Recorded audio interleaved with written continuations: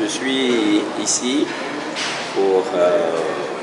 présenter en fait mes travaux de recherche que j'effectue donc au sein de mon laboratoire à l'université Félix Houphouët-Boigny. Je trouve que c'est une excellente chose que, en effectuant ces travaux en collaboration, nous ayons en Afrique l'occasion de nous retrouver,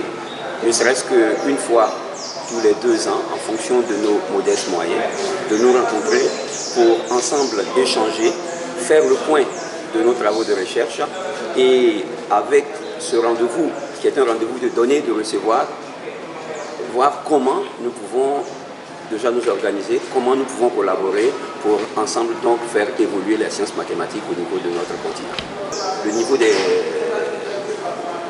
exposés est un niveau tout à fait excellent. Nous avons eu aujourd'hui, au cours de cette première journée, d'assister donc en séance plénière à 2 exposés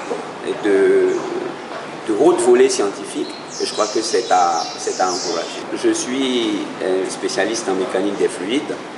et je travaille un peu sur la modélisation et la mise en œuvre numérique des modèles, des équations relevant donc de la mécanique des fluides. À ce stade, je travaille un peu sur les problèmes d'hydrodynamique. C'est ce que je vais présenter d'ailleurs demain, qui est un problème tout à fait concret qui se pose au niveau par exemple du canal de Vridi, c'est-à-dire en fait étudier l'hydrodynamique dans un canal qui est soumis à la fois à l'effet de marée et d'un tourbillon singulier ponctuel. Mais je travaille aussi sur des problèmes connexes comme par exemple le phénomène du biseau salé, qui est un phénomène qui touche particulièrement le Sénégal, mais en fait qui touche aujourd'hui tous les pays côtiers. Vous savez, avec l'avancée, avec le phénomène d'érosion et l'avancée de la mer, disons, et surtout avec la forte augmentation de la densité de population au niveau de nos villes, l'eau,